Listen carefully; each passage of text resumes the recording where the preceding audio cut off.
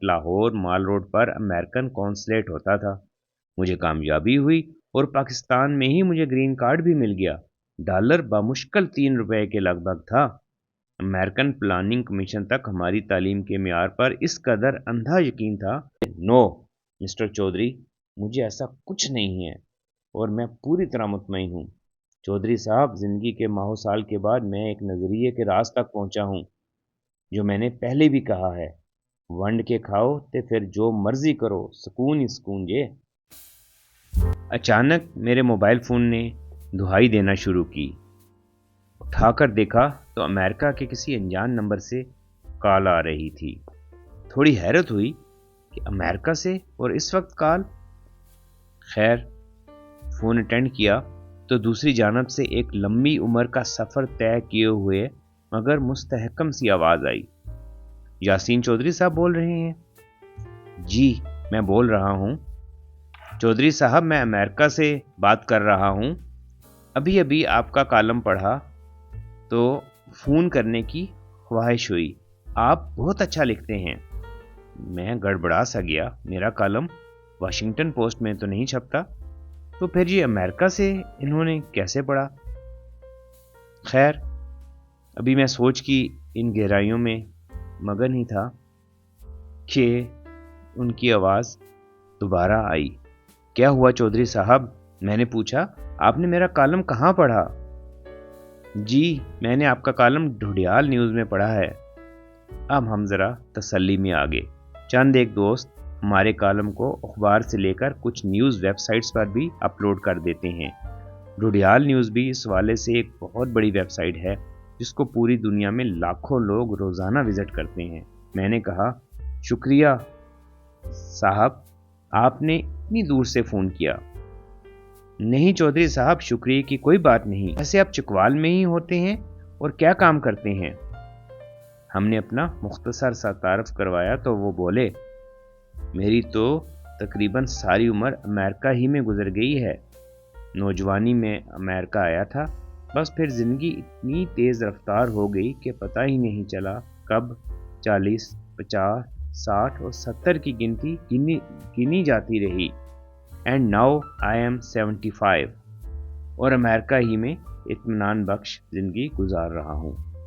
مجھے لفظ اطمینان بخش سن کر ذرا حیرت ہوئی، کیونکہ جتنا مجھے دیار غیر اور خصوصاً ان ترقی یافتہ ممالک میں گھومنے کا اتفاق ہوا تو یہی دیکھا کہ وقت کے ساتھ ساتھ وہاں اطمینان کا لفظ بہت ناپید ہوتا جاتا ہے اور وہاں رہنے والے اکثر لوگوں کو اپنا وطن چھوڑ کر آنے کا احساس گہرا ہوتا جاتا ہے۔ وہ بھی گفتگو کرنے کے موڈ میں لگ رہے تھے، میری بھی دلچسپی بڑھ چکی تھی۔ میں نے پوچھا، آپ عمر کے اس حصے میں وہاں بلا اطمینان سے کیسے ہیں؟ وہ بولے، چودھری صاحب، اودا بس ایکو ہی فارمولا ہے، تسی ونڈ کے کھاؤ۔ جی، وہ کیسے؟ وہ ایسے کہ جب آپ کو خدا کوئی موقع، کوئی مقام دے تو یاد رکھیں کہ اس میں دوسروں کا حصہ ہے جو آپ کو مل گیا ہے۔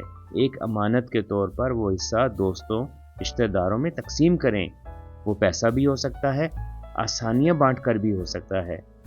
یہ تسی ونڈ کے کھاؤ گے تے پھر عمر دے نال نال اطمینان بھی وددا جائے گا، اور اگر آپ ونڈ کے نہیں کھائیں گے تو پھر یاد رکھیں کہ عمر بڑھتی جائے گی اور اطمینان کم ہوتا جائے گا اور بالآخر تنہا رہ جائیں گے اور جیتے جی بھی اس بدترین عذاب کا شکار ہو جائیں گے جسے مایوسی کہتے ہیں، اور آپ کو لگے گا کہ آپ نے وطن سے باہر آ کر کمایا تو خوب ہے، مگر در حقیقت اپنی پوری زندگی کسی نہ کسی طرح شاید ضائع کر دی ہے، تو ہڈے پلے کچھ نہیں بچیا۔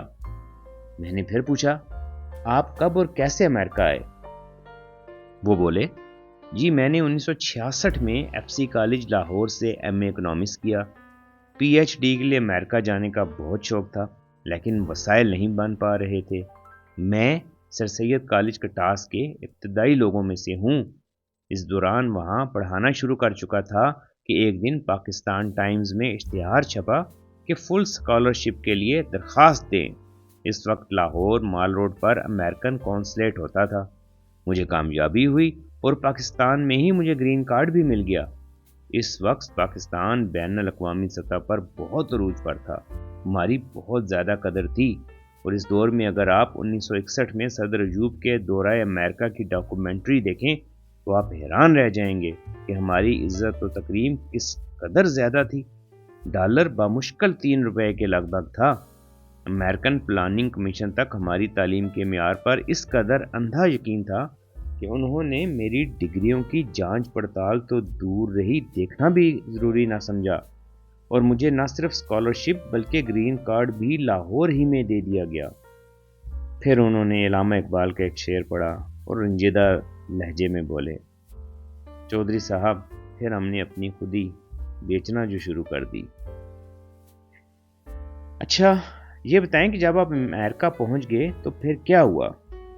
میرے سوال کے جواب میں وہ بولے، میں نے وہاں جا کر پڑھنا شروع کر دیا، اکنامکس میں ڈاکٹری کی تو ساتھ اصل ڈاکٹر بننے کا شوق پیدا ہوا تو MBBS بھی کر لیا، اور بطور سائیکو تھراپسٹ 15 سال نوکری بھی کی۔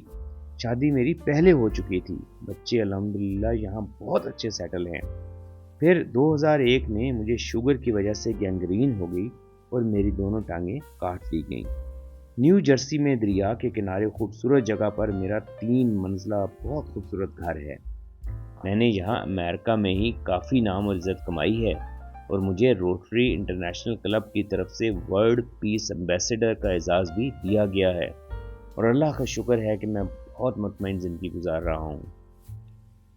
میں جس طرف ان کو لانا چاہ رہا تھا وہ کھل کر اس طرف نہیں آ رہے تھے، اور نہ وہ کھل کر اس طرف بات کر رہے تھے۔ ظاہری بات ہے، ایک تو وہ خود سائیکو تھراپسٹ تھے، پھر ساتھ پوری زندگی کا تجربہ بھی تھا، اور اوپر سے اپنی زندگی سے مطمئن بھی تھے۔ خیر پھر میں نے براہ راست سوال پوچھنے کا فیصلہ کیا اور ان سے پوچھا، sir do you have any regret اور اینی انسیٹسفیکشن؟ وہ بولے، نو مسٹر چودھری، مجھے ایسا کچھ نہیں ہے، اور میں پوری طرح مطمئن ہوں۔ چودھری صاحب زندگی کے ماہ و سال کے بعد میں ایک نظریے کے راز تک پہنچا ہوں جو میں نے پہلے بھی کہا ہے، ونڈ کے کھاؤ تے پھر جو مرضی کرو، سکون ہی سکون جے۔ آپ ٹھیک کہتے ہیں۔ کیا میں یہ ذاتی سے سوال پوچھ سکتا ہوں کہ تسی ونڈ کے کنج کھادا وائل یو آر ان امریکہ؟ میرے سے جو ہو سکتا تھا میں نے کیا۔ میں اپنے رشتہ داروں دوستوں کو اپنی ہمت سے بڑھ کر آسانیاں دینے کی کوشش کی۔ کئی ایسے لوگوں کو جو مشکل حالات میں تھے ان کو امریکہ جیسی جگہ لایا اور اللہ کے فضل سے بہترین سیٹل کیا۔ میرا اپنا بھائی جو یہاں آ کر مجھ سے بھی آج آگے نکل گیا ہے اور بہت ترقی کر گیا ہے، یہ سب کچھ دیکھتا ہوں تو اطمینان ہوتا ہے کہ خدا نے جو دوسروں کا مجھے دیا تھا وہ قرض کسی نہ کسی طرح اتارتا رہا ہوں۔ میں آپ کو بتاؤں کہ میڈیکلی شاید مجھے بہت سال پہلے ہی دنیا سے چلے جانا چاہیے تھا، مگر آج اگر میں زندہ ہوں، مطمئن ہوں اور آسانیاں ہیں تو مجھے یقین ہے کہ یہ وہی صدقہ جاریہ ہیں جو میں نے اپنے رشتہ داروں دوستوں اور انسانوں سے کی ہیں، ورنہ میرے پلے اور کچھ نہیں تھا۔ چودھری صاحب جدوں تسی ونڈ کے کھاندے ہو تے پھر شکر ادا کرن دی ایک نئی تے حقیقی لذت تو آشنائی ہوندی ہے، بہت لطف آتا ہے۔ پھر ایک وہ مقام بھی آتا ہے جہاں آپ اپنی مشکلات اور پریشانیوں کے ہوتے ہوئے بھی کہتے ہیں، thank you God for all my problems which you have given to me۔ میں نے پھر کہا، آپ نے ایک شاندار طریقے سے زندگی گزاری، اپنی انا و مفاد سے بالا تر ہو کر مخلوق خدا کا حق اور قرض ادا کرنے کی کوشش کی، اور اطمینان کا یہی واحد راستہ بھی ہے، مگر یہ بتائیں کیا کبھی چکوال بھی یاد آیا؟ چودھری صاحب تسی اوتے سنے ہی ہونا ہے کہ گھر درمیالی تے بوا دکھن ہے۔ مجھے کچھ خاص سمجھ تو نہیں آئی، لیکن چونکہ وہ میری مرضی کے مطابق بالآخر چکوال کے موضوع پر آ ہی چکے تھے، اس لیے میں نے مسہلتاً تھوڑی سی دروغ گوئی سے کام لیا اور کہا، جی جی آپ آگے بولیں۔ وہ بولے، میری زندگی میں ایک وقت آیا کہ جب میں خوب عروج پر پہنچ چکا تھا، مگر ایک عجیب سی بے اطمینانی طاری ہو چکی تھی کہ کیا اس ڈالروں کے ڈھیر میں ہی کماتے جانا ہے؟ کیا اس کے لیے اپنے ماں باپ بہن بھائی گھر یار سب کچھ چھوڑا جا سکتا ہے؟ خدا سے دعا کی کہ مجھے بچا، مجھے اس چکر سے نکال، میں کس عذاب میں پھنس گیا ہوں۔ پھر دل میں وہی آئی کہ ہم نے کتنے چھوٹے چھوٹے خدا بنا رکھے ہیں، اپنے ہر مفاد ہر فائدے کے پجاری بنے رہے ہیں۔ پھر حقیقی رب کے در پر حاضری دی، سکون اور تقوی نصیب ہوا۔ والد صاحب سے بھی پریشانی اور شدید بے چینی بیان کی تو انہوں نے کہا کہ تم نے دنیاوی اور کاغذی علم تو بہت حاصل کیا ہے، اب حقیقی علم بھی حاصل کرو۔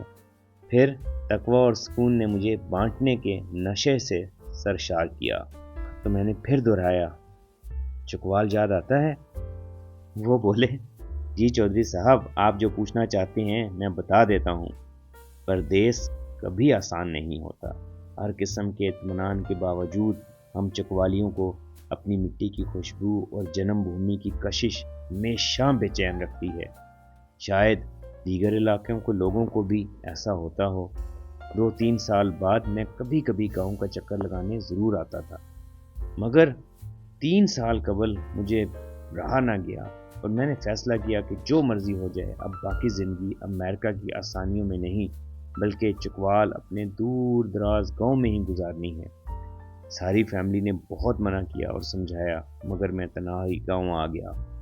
6 ماہ یہاں گاؤں میں رہا، لیکن پھر واپس چلا گیا۔ میں نے پوچھا، کیوں؟ کیا ہوا؟ آپ واپس کیوں چلے گئے؟ وہ دھیمے اور دلگیر سے نامولود لہجے میں آہستہ سے بولے، چودھری صاحب کیا بتاؤں، سجنا وچ کھچ نہیں رہی سی۔ پہلے لوگ غریب تھے مگر پیار تھا، میری کسی نے حوصلہ افزائی نہیں کی۔ میں اب بھی بہت کچھ کر سکتا تھا اور کرنے کا سوچ کر آیا تھا۔ وہ پہلی سی محبتیں میں نے ہر گلی، ہر ٹالی، ہر بیر کے نیچے ڈھونڈی مگر کہیں نہیں پڑی تھی۔ پہلے گلیاں، جنگل، بیلے ویران ہوتے تھے مگر دل آباد ہوتے تھے۔ مگر میں نے گاؤں میں دیکھا کہ اب ویرانی کہیں نہیں تھی، ساری سمٹ کر شاید دلوں میں جا بسی تھی۔ محبتوں کی جگہ دلوں میں نہیں بچی تھی، محبتیں شاید کہیں کھو گئی ہیں۔ مجھے تو لگتا ہے کہ ہم لوگ جو پردیس جاتے ہوئے ڈھیروں محبتیں ساتھ لے کر جاتے ہیں، وہ جہازوں کے لمبے سفروں کے راستے میں کسی لکو دک صحرا، کسی گہرے سمندر یا کسی بیاباں میں کہیں گر جاتی ہیں، وچھڑ جاتی ہیں۔ چودھری صاحب تہانوں پتہ ہے کہ وچھڑے نہیں لبدے، کون لبے تے کیویں لبے؟